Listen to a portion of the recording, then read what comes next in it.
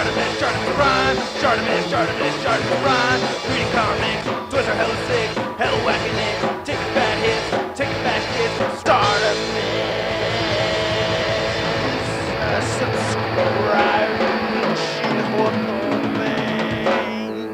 he has legs that move forward, and you could kind of half it so that they're moving outward. Hey, what's up, you guys? Chartemis Prime here doing another Transformers figure review on the Not Transformers masterpiece, Shockwave. This is a third-party installment of Shockwave. It is called Quakewave, and it was done by FansToys. And I think this is a fantastic, not masterpiece figure. Oh my goodness, man. This thing is incredible. Gotta give a big thanks to Incline Designs for letting me borrow this figure right here. If you're trying to find figures like this, which is actually sold out at Toy Arena, but I recommend for Japanese imports and badass Transformers, go to Toy Arena. Oh yeah.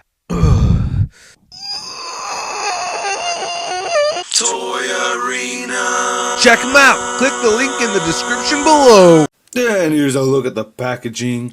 Very nice packaging. Kind of masterpiece-ish kind of packaging to get a size comparison or a box comparison. There's the Soundwave, the official masterpiece Soundwave right here.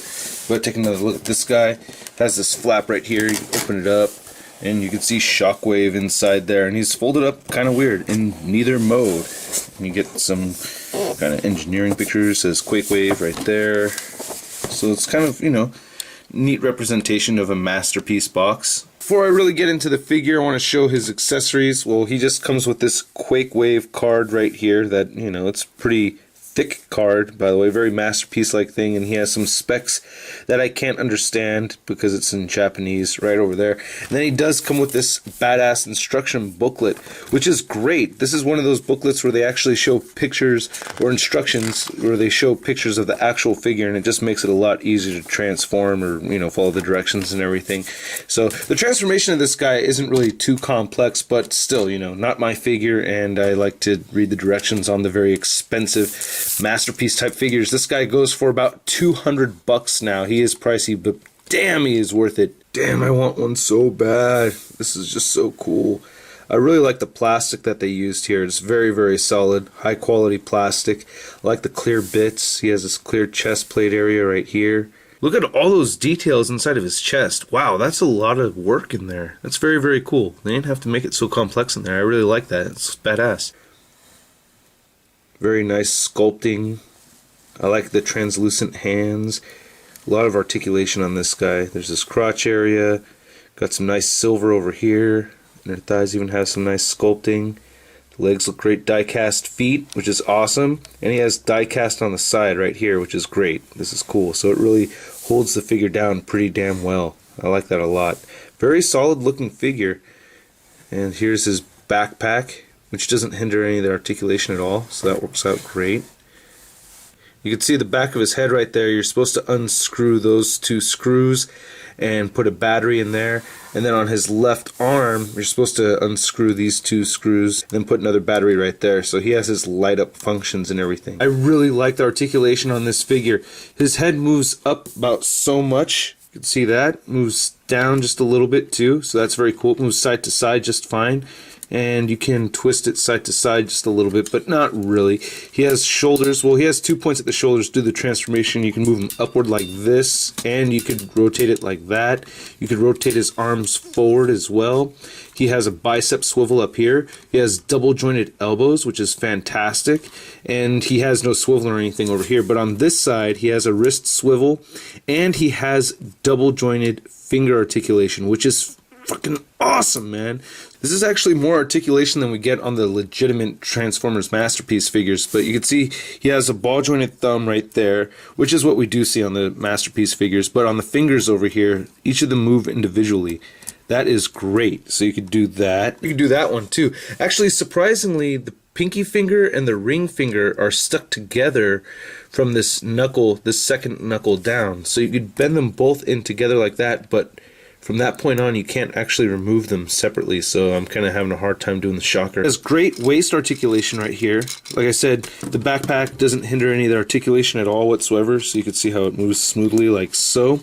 He has awesome hip joints, and they're not restricted or anything right here by these panels, so you can move these up and then move them outward like so. You can do that. You can move them all the way forward like so, which is great. The way this is sculpted and everything, it allows a lot of clearance. I really appreciate that.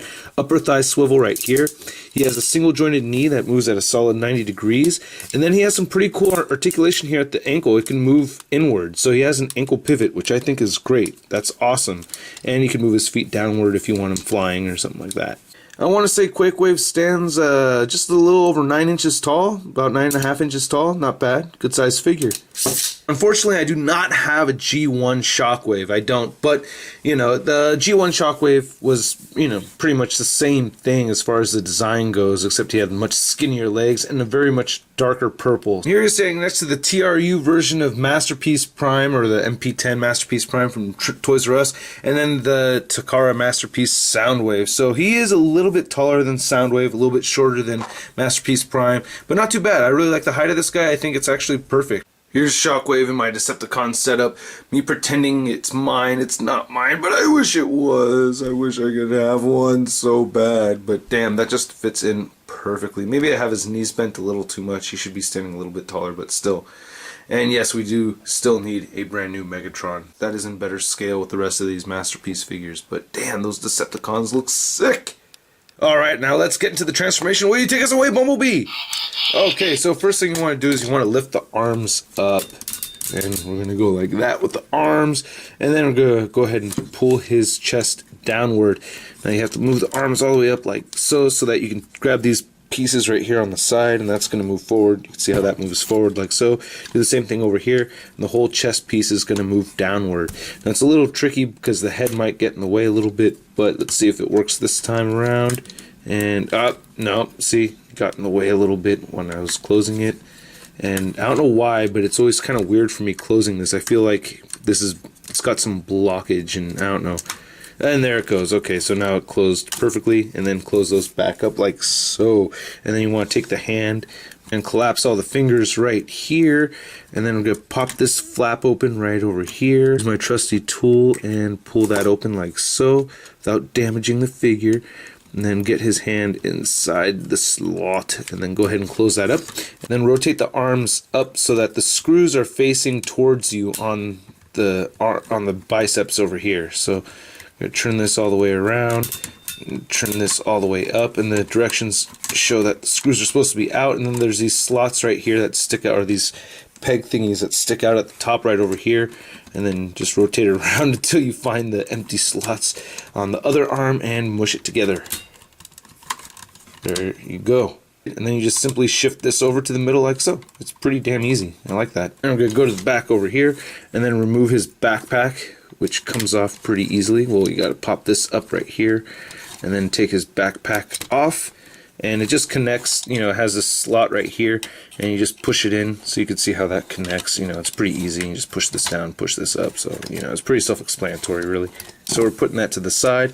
Then we're going to work on his doozies right here.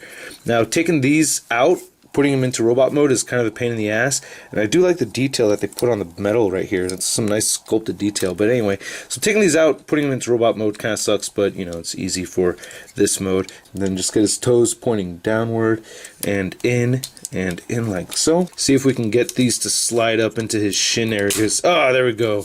Ah, there we go. All right, we're gonna move these side panels outward right here, and then move them up.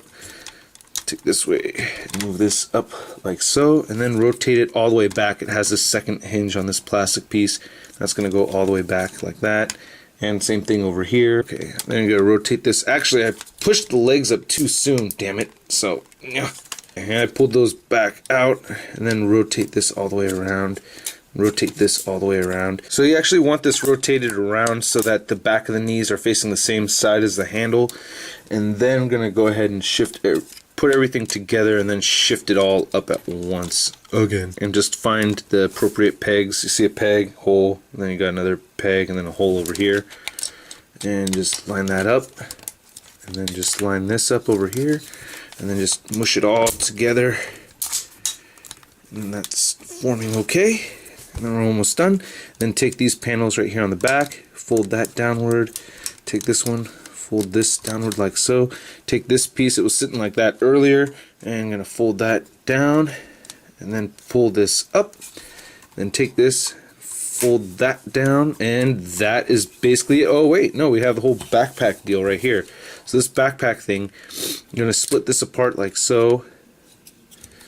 And it just folds out. I really like the detail of this. This just looks very, very cool. I like it a lot. Very, very beautiful. Nice shiny paint. So you're going to make sure it looks like this. You know, this guard is sticking up right here. And you can see how it's going to just plant on right like so. And then try to get it on there. Now there has this tab sticking out like on the nozzle right here. And it has this slot right here, but it doesn't really tab in too well, honestly. So it's kind of a pain in the butt for me. I'm kind of having a hard time with it, but let's see how this goes. See, yeah, it just kind of falls right out. Then as I'm trying to put this in, other things are getting untabbed.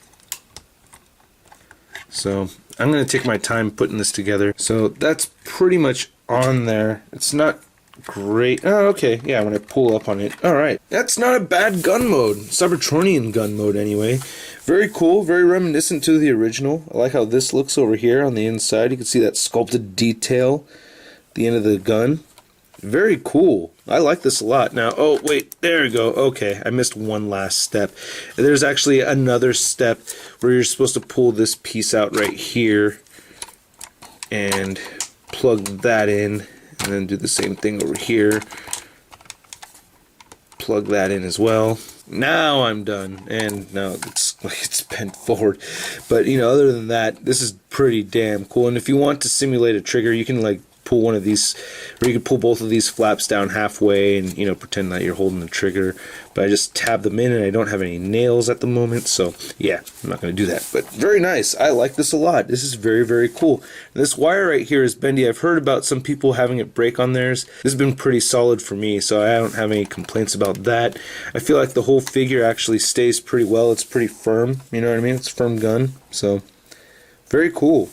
I like it. It actually fits into scale with my hand a lot better than the Masterpiece Megatron. That is for damn sure. And this gun is about 12 inches long, so it's a foot-long gun. Not too bad at all. And one last close look at the sculpted detail. Oh, he does have a sight over here. I forgot to mention that. That is very cool. But yeah, I just think this came out very, very nice. I wish I had one so bad. I really, really do. That looks cool. The sight looks very, very nice. Just a very, very cool figure. Just a perfect third-party Masterpiece figure. I mean, this is the most legit third-party figure I think I've ever seen. I really do like the TFC Devastator a lot, though, so that's pretty badass. But yeah, that's my review, you guys. I really hope you dig it. Thanks again to Incline Designs. Click the link in the description below to shop at Toy Arena. And yeah, I will catch you guys later. Peace. Pew, pew, bang, bang.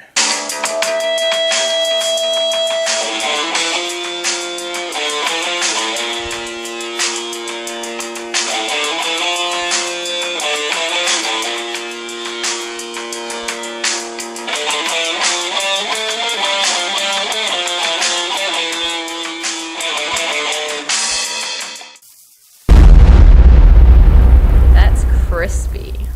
Where are you going? BKBN.net. Where are you going? BKBN.net. He has great... great. Okay.